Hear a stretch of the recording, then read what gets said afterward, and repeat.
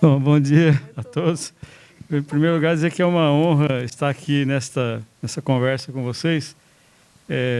Não vou falar quanto tempo eu sou militante do SUS, acho que começou antes do SUS, né? Porque a gente construiu o SUS antes dele surgir, a gente já estava nessa peleja, né?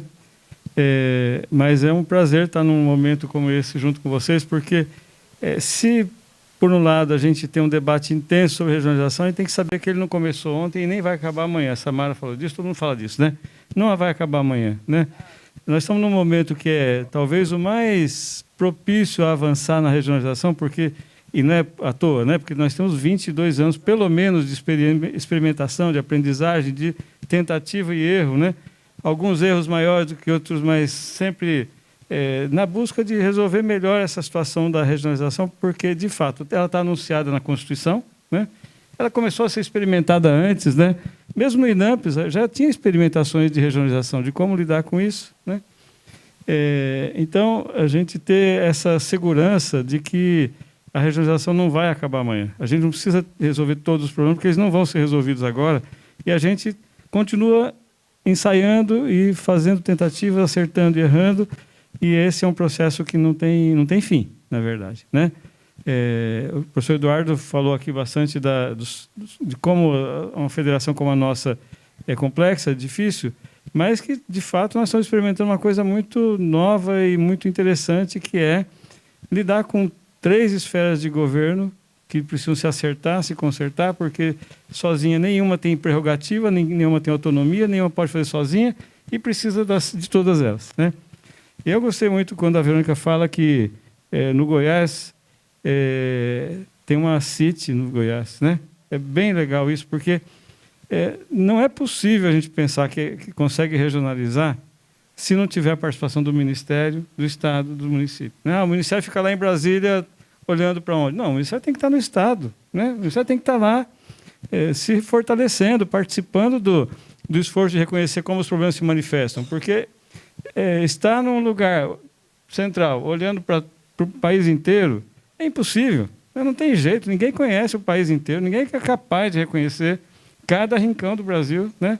Não é possível, não tem jeito, né?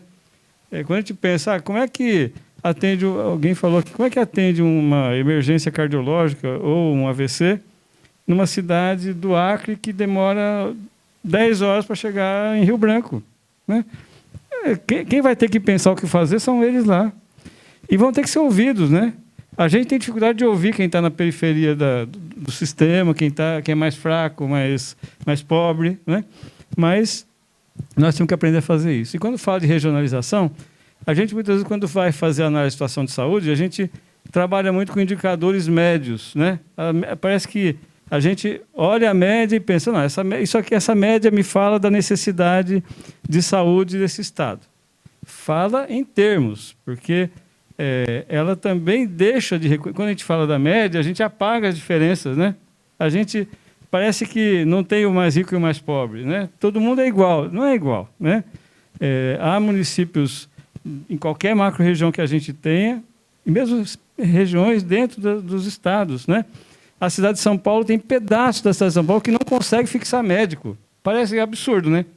Mas tem lugar que não fixa médico, porque ninguém quer trabalhar em Guaianazes, em Cidade Tiradentes ou em Parelheiros, porque é longe, é demorado, o médico não mora lá, e tem violência, tem um tempo longo de trânsito, né?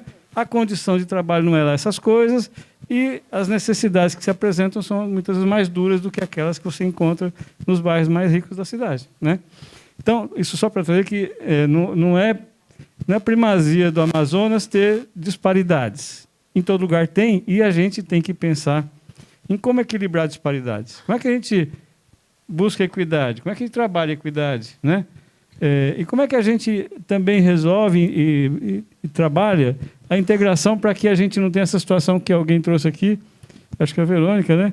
De alguém que mora no Tocantins, no Goiás, passa por Tocantins, Bahia, para vir para outros recursos no próprio Goiás, depois volta por outros 2 estados.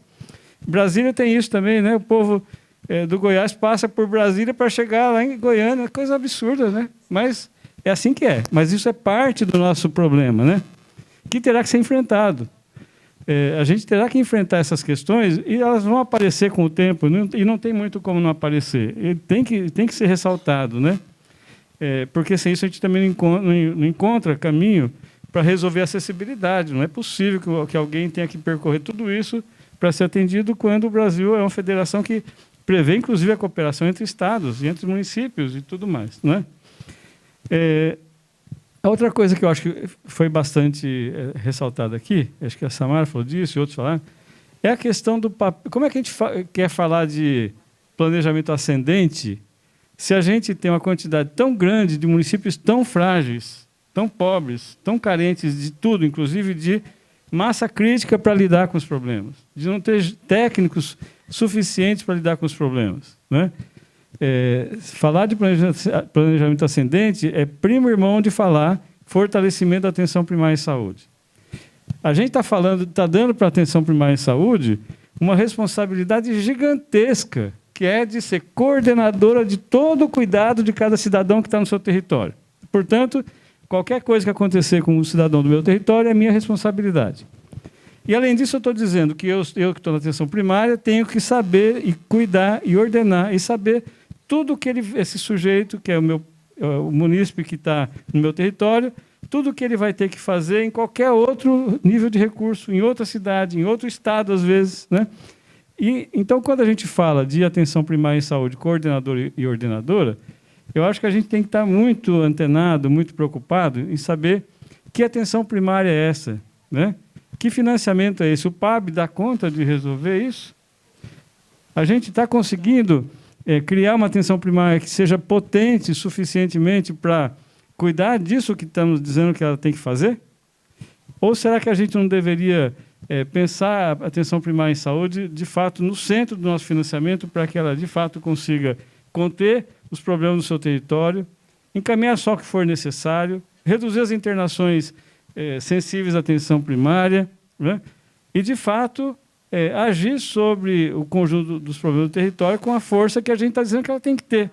Agora, se tem lugar que não tem profissionais de saúde, se tem lugar que não tem para fixar nesses lugares, e também não desenvolvemos as competências técnicas e tecnológicas para isso, né? Se a atenção primária não tem capacidade, a gente tem ouvido situações em que a unidade básica de saúde, o município não tem recurso para fazer hemograma, urina 1. Como é que pode se fazer atenção primária em saúde com essa competência toda que nós estamos falando, se tem município que não faz hemograma e urina 1, porque não tem dinheiro para isso, né? Então, isso fala diretamente do financiamento, né? Nós temos que pensar o financiamento que dê conta de lidar com isso, né? Não é possível falar que a atenção primária coordena qualquer coisa, ordena qualquer coisa, se ela não pode nem pedir um exame que é o mais elementar, o mais barato, o mais disponível em todo lugar do mundo, né? Então, acho que essas as ponderações que eu queria fazer, chamar a atenção, para que a gente pense quanto a gente está depositando no município e quanto a gente está deixando de dar suporte, capacidade e competência para o município para resolver.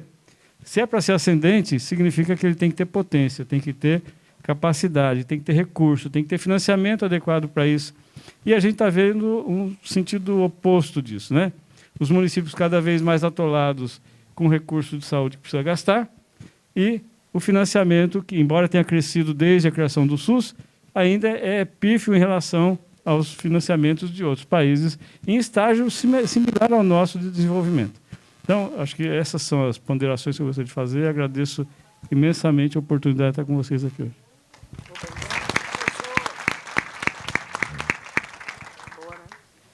Eu fiquei com a missão de encerrar e não comprometer o almoço de ninguém, né? Bom dia a todos. Obrigado, Estela, pelo carinho, pela acolhida, né? Verônica também, o Ivo lá do meu estado, a Samara e o Hélio. Eu acho que para não ser repetitivo, porque todos aqui trouxeram verdades, né? Que em alguma medida ou outra nos impacta. Mas acho que a gente sempre tem que se perguntar de que regionalização estamos falando ou para que nós queremos ela, né? Para lembrar o tempo todo, né? Que o nosso papel, e eu acho que a Verônica trouxe isso muito fortemente, é de produzir cuidado, de produzir respostas sociais organizadas, né? Que deem conta das questões que estão presentes na nossa população, né, em que pese a diversidade que nós temos também do próprio conceito de necessidades em saúde, para além daquilo que eu percebo, aquilo que eu vejo, aquilo que eu espero, conjunto de expectativas. Então, conduzir, né, esse processo de regionalização que nós temos aí estabelecido no arcabouço legal, que é um papel do Estado, ele é fundamental. Né? Esse movimento de regionalizar, ele ocorre, como o Hélio disse, muito antes do SUS existir. Né? A busca pelo cuidado, ela vai se construindo pelos itinerários terapêuticos, pelas escolhas que os usuários fazem no seu dia a dia. Se eu encontro uma resposta social organizada no meu município, eu sigo aquilo. Em regra e de maneira geral, isso acontece. Se eu não encontro, eu vou conseguir também acesso. Né? Mas aí burlando rede, burlando sistema, burlando regulação, desorganizando ainda mais, porque nós não conseguimos oferecer essa resposta. Então, precisamos institucionalizar a discussão de planejamento para além do PRI. Né? Acho que ainda temos muita fragilidade no planejamento dos entes federados, né? A pouca sinergia desses instrumentos de planejamento. Quando a gente está falando de planejamento ascendente, né, o que é isso? Ele começou no município e depois, cronologicamente, houve uma conferência estadual e depois uma nacional. Isso é ser ascendente? Né? O que é ser participativo? São questões caras. Né?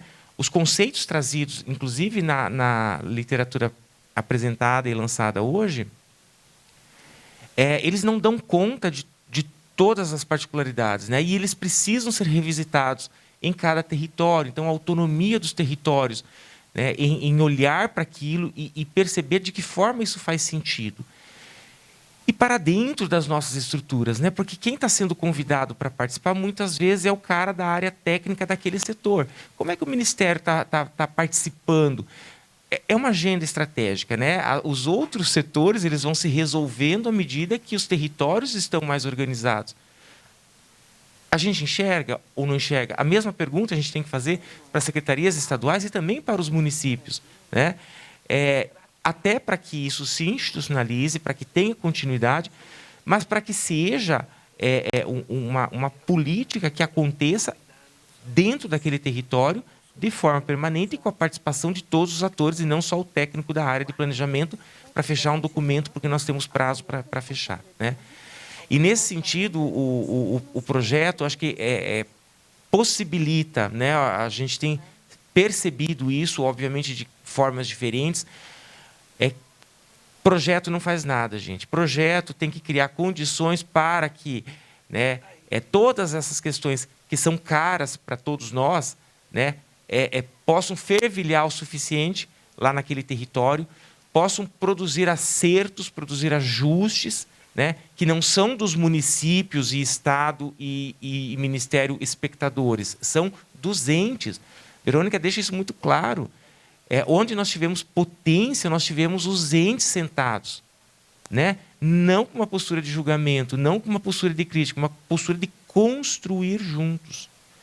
E isso é muito legal, porque, para além da discussão penosa e persistente de falta de recursos financeiros, né, nós temos muito o que fazer no sentido de organizar aquilo que a gente já faz, porque a gente muitas vezes replica cuidado, né, a gente não mede bem, não avalia bem. Então, há muita coisa para ser pensada, para ser construída, mas envolvimento dos três entes, e quando a gente fala dos três entes, todo o ente inteiro, né, não só um pedacinho dele, né, então é o Ministério da Saúde inteiro, a Secretaria de Estado da Saúde inteira, a Secretaria Municipal de Saúde, né, com seus trabalhadores, o controle social, a participação popular, né, respeitando os tempos, né, e isso não significa que a gente tenha que desrespeitar as normas, porque elas foram pactuadas, né, as portarias, elas hoje elas são legítimas, elas podem não estar mais adequadas em alguma medida e isso precisa ser revisitado. Eu acho que o Rodrigo traz muito isso, né? Nós temos uma referência, mas nós precisamos também ter a flexibilidade para olhar para aquela norma e o quanto ela está desajustando o nosso contexto, ao invés de contribuir, né, e fortalecer esse movimento a nível local. Então, construir consensos não é uma coisa simples, né? quando você traz os 3 entes, cada um avalia na sua perspectiva e não há um bicho papão nessa história. Existem pessoas olhando com diferentes óculos, com diferentes lentes, né?